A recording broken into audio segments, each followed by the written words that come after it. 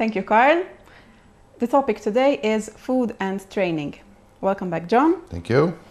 So, Tell me. the topic is quite personal to me actually, and I think a lot of people will relate to what I'm going to ask. Nowadays, not nowadays, I mean, I think it was always like this. If you want to lose weight, like if you want to go down in the weight and look better, like the first thing that comes to mind is reduce the amount of food, what you eat in a day, okay? And train more. But that doesn't work. Normally you either get softer or you gain more weight. Why does that happen? This is your experience? Or you're saying this is a lot of people's experience? Because if it's your experience, it's a lot of people's experience, not just your experience. As a matter of fact, if you're a dieter, then this is all you will have experienced, okay? You will have gone on a diet, you will have reduced your calories, and the reason why you've reduced your calories is because for the last 80 years you've heard them, whoever they are, say that if you want to lose weight, eat less than you need. Or they will say, and preach everywhere you look, women, you want to lose weight, 1,200 calories per day. Which in itself, if you just thought about what you're hearing, first of all, you would never say eat less energy or less food than you need, because that would be like saying put less gas in the car and expect it to go even further than before.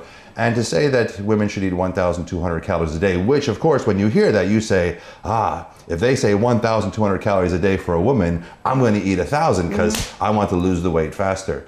To say 1,200 calories for women is to assume that every woman is the same. So it's like saying, if you feed a dog, a horse, and an elephant, if they're all females, you'd feed them all 1,200 calories a day, which doesn't even make any sense, because the elephant is going to die from starvation, the little dog is going to die from overfeeding it, and that horse might be all right. Everyone is not the same. So why you're noticing, as all who diet will notice this, you cut calories, you restrict right away, because that's what you heard. You may exercise or you may not exercise, and you will go down in weight. Well, first of all, what kind of weight are you losing? You hope that you would be losing fat, but think again, you're not. And how you know you're not losing fat is because by the time the diet has destroyed your brains to where you're always hungry, irritable, nervous, no one wants to be around you, you're frustrated, you can hardly move, you're always thinking of sleep, and you're always thinking of sweet foods as well. But whenever you get to that certain point where you've gotten the scale and you've dropped the 10 kilos, and people say to you, wow, you look different. You're dieting? And you go, well, yes, I am. And they go, well, you look amazing. And you say, well, thank you very much. But in the back of your head, you're saying, but if you saw me without my clothes on, you wouldn't be so impressed. And the reason that is because you are losing weight, it's true, but you're not losing any fat. You're losing all your muscle and you're losing all your water. That's why you have no energy. That's why you can't do anything. That's why you're always constantly craving. It's because you're starving yourself. And it's no different than taking a tire and stabbing the tire with a knife and pulling the knife out, and the tire just loses all this size and loses all this weight, but it's only losing the weight and size because it's losing all its internals, which is the air, and it becomes very flabby, just like you.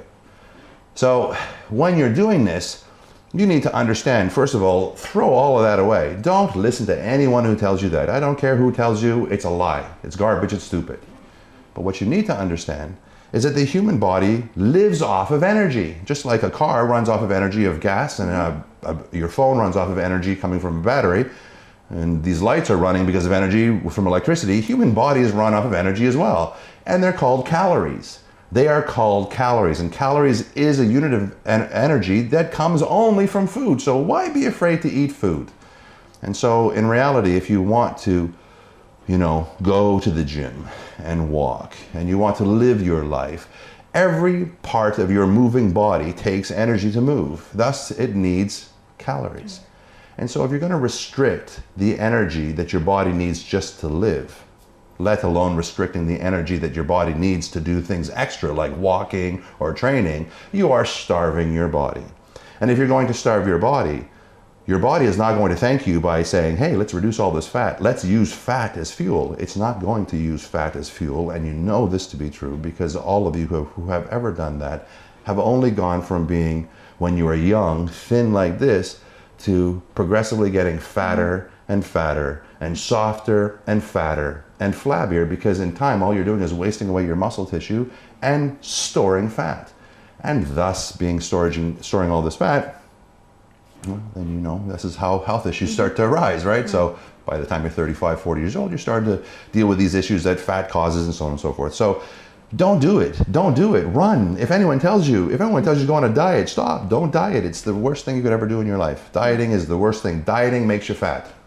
Okay, so if you're saying you have to not eat more, but eat the right amount, what is the right amount? How would I know how many calories I need? Well, okay, so it's a great question, and people need to understand this. Now, it's not confusing. Now, it's not confusing to me, but it's going to be confusing to someone who has been preached a certain rhetoric for their whole entire life. But since everyone is different, let's go back to the car. If you have a Mini Cooper car, right, then the engine itself dictates how much energy it needs, as well as the gas tank, which holds all that energy, how much you can actually do. So, a Mini Cooper needs less fuel than a bus to drive the same distance, no? Mm-hmm. Well, that's because the Mini Cooper has a smaller engine and smaller needs or requirements. The bus, to do the same amount of distance, needs more. So to know these numbers, this is where it becomes very specific, and this is where education really plays a part, because every single person is completely unique. It's just not based on the size of your engine part or the size of your frame, the kind of vehicle you are. I would be considered, a bus.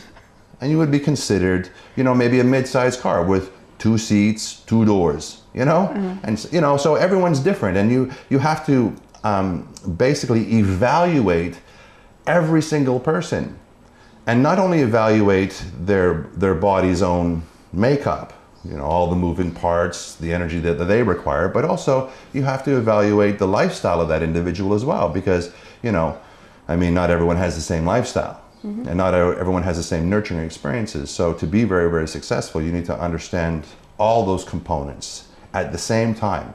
And when you understand all those components, and you start to look at that one person with all those components mixed together, you could then say this: if you ask this one person all the things about their physical body and their own physical body's requirements, plus all their experiences in life and what that has brought and what that requires, if you ask a person 20 questions, you could ask 100,000 people those same 20 questions, and there's not one person out of 100,000 who will have the exact same answers. Which makes you what? Unique. Absolutely unique. And if you're unique, then how is it that unique people can go and buy something off the shelf and it'd be for them? You know what I mean? People have to wake up. Literally, they have to wake up. I've watched this for the last 30 years, ignorance all over the place, and people just don't understand this. I talk a lot about this one principle. I don't know if it's good to share it, but I'll share it anyway. If you ask a person a question, I'll ask you. I take this glass of water, for example, just a simple glass of water. If I want this water to become ice, I don't want it water anymore, I want it to become ice. Mm-hmm. What do I do with it? You freeze it. Yeah, you stick it in the freezer, you freeze it. And if I ask that question to 1 billion people in any country, with any level of intelligence, from here to here, any language, the answer is the same. And that's because it's a principle. So we don't have to go on the internet and Google that question and find 20 million stupid pages giving us conflicting information and so on and so forth, because it's a principle. But in reality, human beings have a principle to live their life as well and to be healthy. And that principle comes down to understanding a very simple logic. And that logic, unfortunately, is not displayed anywhere. It is not given to you to know, because truthfully speaking, if you could change your life as easy as freezing this glass of water and getting ice, that would be very, very simple. And if you could do that, then I don't really think you would be following any diets. And I don't think you'd be taking any sort of pills or powders or magic bullets or gimmicks or machines that do this to you, or take this that does this, or opt for, interventions that could suck this, pull this, do that.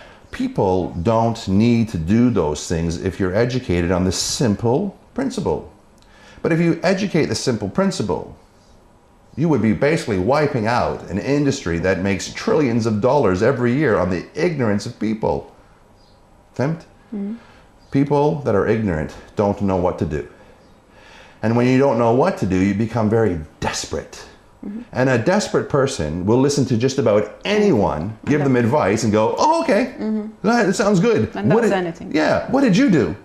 Oh, well, hey, listen, what I did, I lost 30 kilos. 30 kilos of what? Well, you wouldn't even ask that question. You lost 30 kilos? Oh my God, what'd you do? I drank water with cayenne pepper and some syrup. Really? And it works? Absolutely. Good. Let me see you in 6 months after that crazy diet is done. You will have lost 30 kilos and put on 40.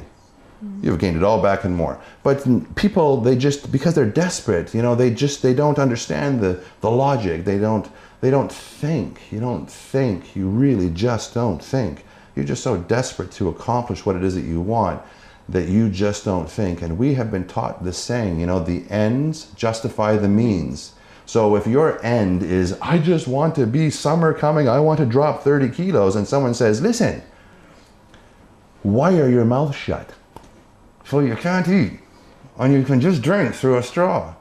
Someone's going to do it.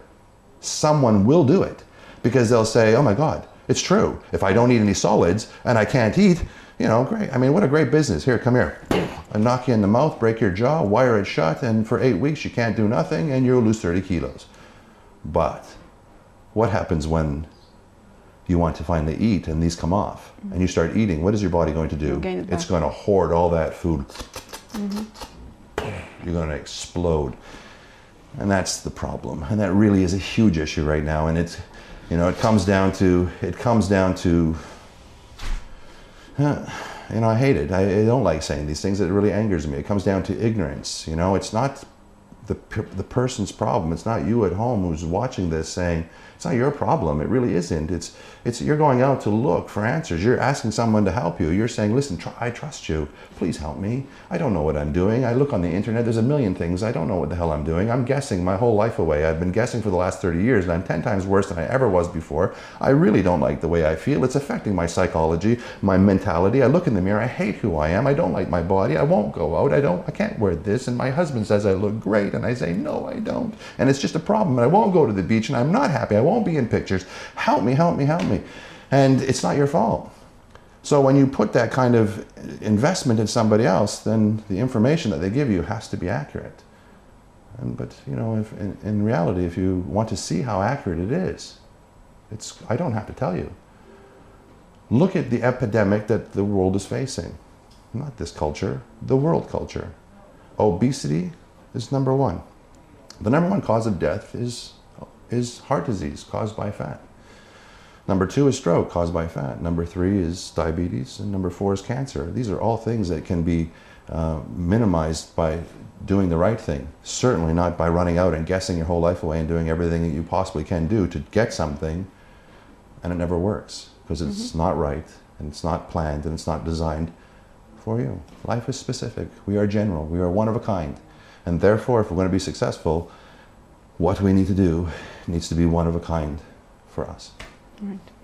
Fortunately, we have to stop here today. All right. Very interesting topic, and I'm sure people would love to ask you more questions. If you have any questions for John, just send an SMS to 50616750 506 16750. Narawkom il-ġimgħa d-dieħla. Thank you, John. Thank you.